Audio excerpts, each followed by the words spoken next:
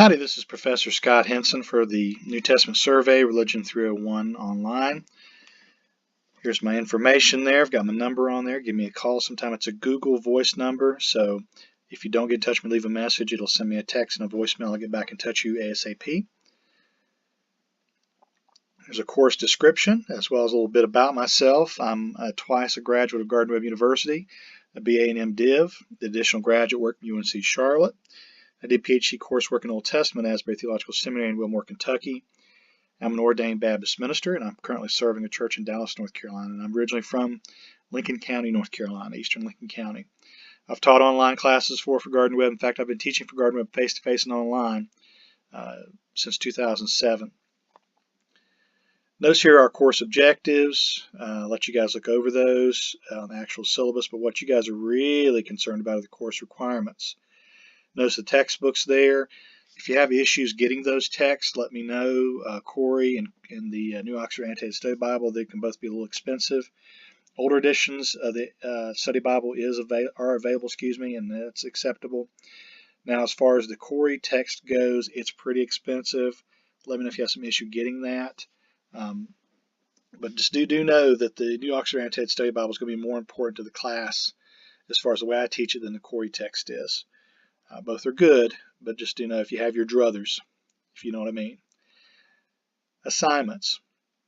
There are going to be 4 exams, 3 sectional and 1 final exam.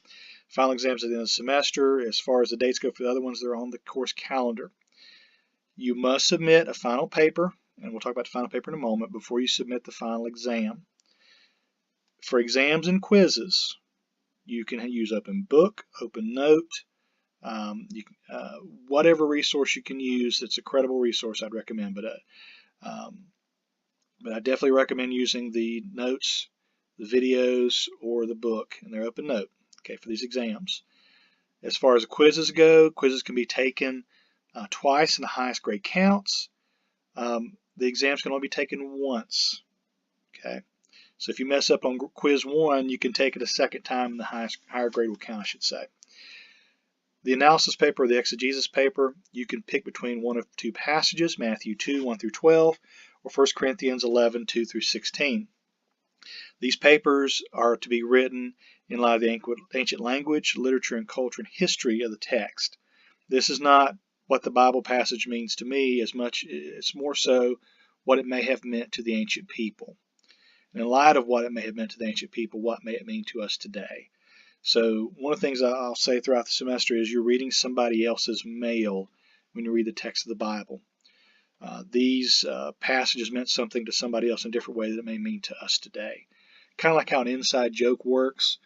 You got to know a little bit about the inside stuff before you get what the joke means. But notice as far as paper goes, there are different submission points for different parts of the paper.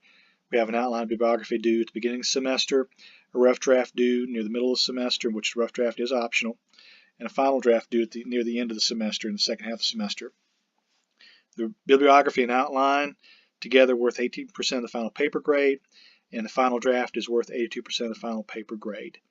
And these submissions need to be submitted in a Word format or PDF file, and you need to put your name in the title of the file name.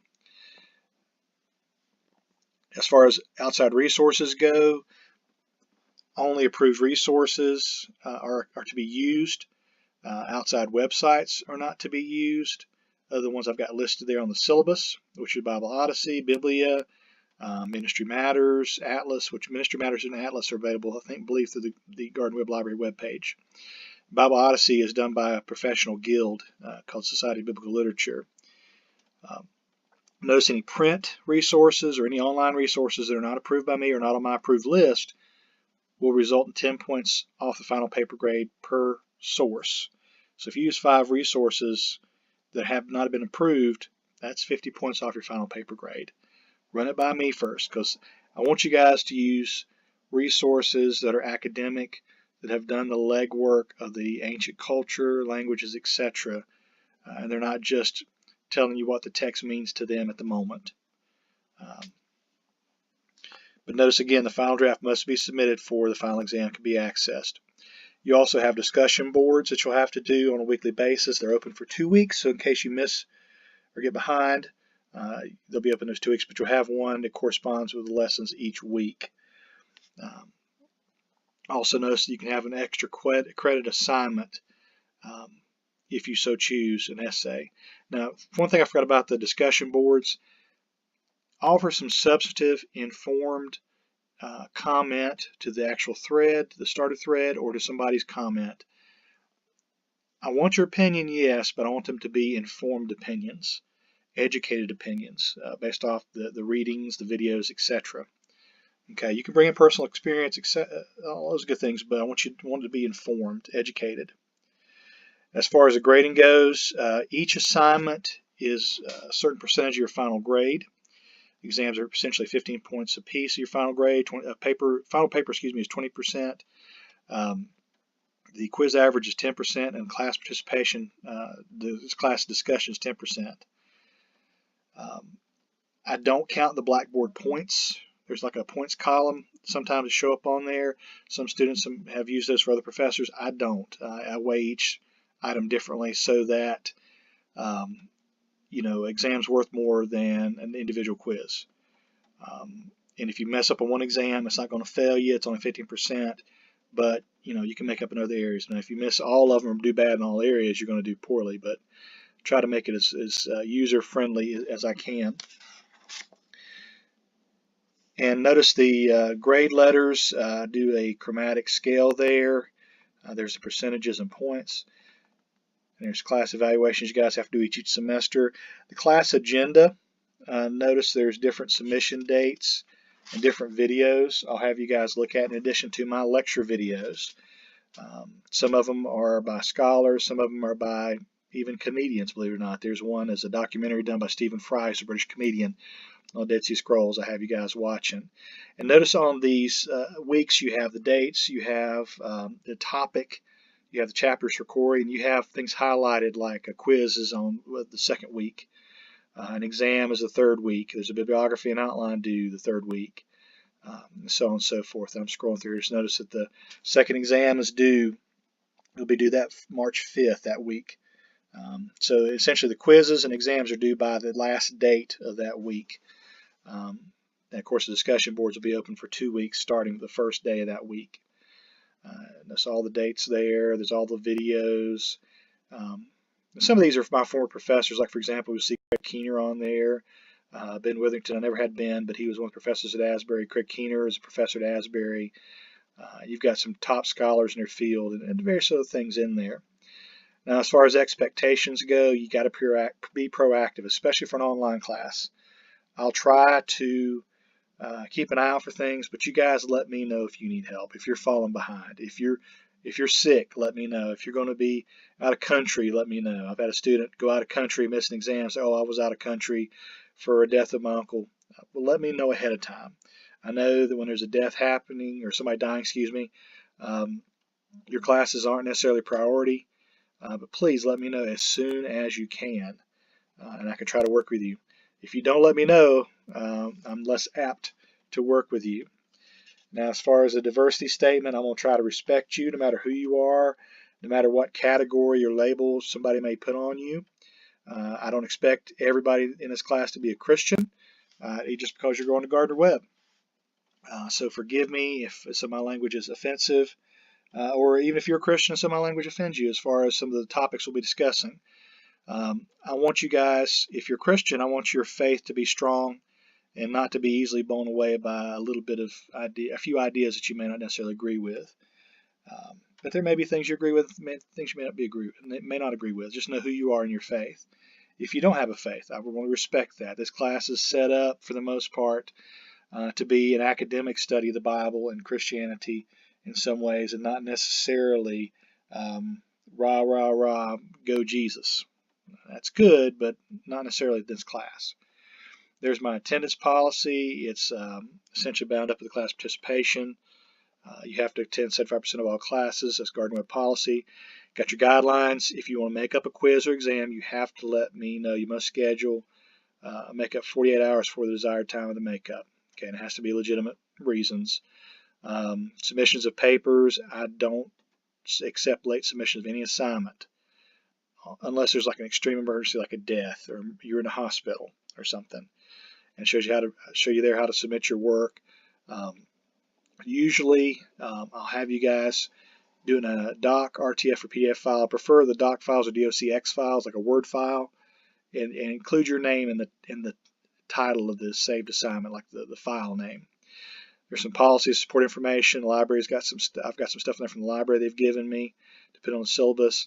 Plagiarism, academic integrity is expected of every student. Plagiarism is presenting another's ideas as one's own. It's a serious violation. You must cite your sources in addition to your bibliography page in your paper. You must cite a source that you're either quoting or borrowing an idea from. Give them right credit for. There's copyright policies, online media copyright information, ADA information, online section descriptions, things like that. New Testament analysis paper. This is a kind of a step-by-step instructions, and I'm going to do a separate video on the paper itself. Just notice essentially you're going to start with reading the passage that you choose, one of the two, 4 different translations. I'll have a video talking about translations. It should be week 1 lecture. And start asking questions. Put on your reporter hat. Who, what, when, where, why, and how. Ask those questions. Why does this person say this? Where is this person when they say this? Why do they say that? How do they say it? What does this word mean? Those key ideas, those key buzzwords are things that you're going to be looking up, these loaded words, these key terms I put there and see there. You're going to look these up in Bible dictionaries and commentaries, etc. You are required to use at least one Bible dictionary, one volume Bible commentary, and 3 multi-volume or full-scale commentary series from the approved list. And I'll have some online resources in the paper folder for you to use. I'll even try to do the translations for you as well. But once you figure out what this passage may have meant, these keywords, loaded words, whatever, etc., you're going to turn that into the paper. And you're also going to try to at least toward the end of the paper, if not different sections throughout the paper, say what does it mean then, what it may mean now to someone today. Because as a Christian, professing Christian, I believe that the text can mean something to us today. Our approved resources list, you have the different divisions there. And looks like I've had a few typos on there because of the Old Testament, so just I borrowed parts of my syllabus from my other class. I apologize. There's a template for the outline. You're going to submit an outline to me. I want you guys on the outline that's due early in the semester to fill in as much as you can, because the more work you do now, the less you have to do at the end of the semester. As far as the historical context, the author, etc., I want you to think about, well, supposedly the text may be attributed to Matthew. Who is Matthew? When was this text written? It may have been written 40 years after the death of Jesus. Where was it written? It probably wasn't written in Jerusalem. One of the things to keep in mind when you think about authorship of a Bible passage, think about the play The Crucible by Arthur Miller, written in the 1950s in the United States. The play The Crucible, or if you ever saw the movie from the 90s, The Crucible is set in colonial times in the United States during the Salem witch trials. But when Miller wrote it in the 1950s, he was commenting more on the communist Red Scare of his time in the 1950s than he was about the Salem witch trials. So there's that disconnect sometimes in literature where the text may be set in one period, but the text of the Bible may be written in a little bit later time and has a lot to say about the current setting as opposed to the setting of the actual storyline. So Matthew's text may be the words of Jesus, but the writer, the Matthean writer, may be presenting certain snippets of Jesus's day to say more about his setting and where he's writing from. Just like any good preacher, a preacher picks a text or uses a text and while discusses the Bible may emphasize different things or say different things based on the needs of the congregation at that time. Okay. And of course, you got your introduction section, which is your kind of your background stuff. Your body is actually where you're going to discuss the text. You're going to split your text up into different sections. That's one of the things I want to see on the outline. And you're going to deal with these different verses, like verses 1 and 2 and 3 may fit together, because there's a shift in setting. You may verses 4, 5, and 6 may be different, or shift in speaker. Look for shifts in speaker, shifts in setting, shifts in grammar, things like that. The conclusion is where you tie everything together, the then meaning and the now meaning, and kind of summarize that. The grading rubric, I got some of the issues there I look for as far as the points. And notice some things are weighted more than others. I weight his key historical concepts more than a modern day application, because I'm looking for you guys to do the legwork of the ancient past to try to understand what it meant to the other people. So this is my syllabus. I know this video is really long, but I'm walking you guys through it because I've had points in the past where students they don't read it. If you ask me a question, I may refer back to the syllabus, page 5 of the syllabus, and say, here it is. So make sure you always read the syllabus. And if you watch this video, I'll walk you through the big points. Thanks.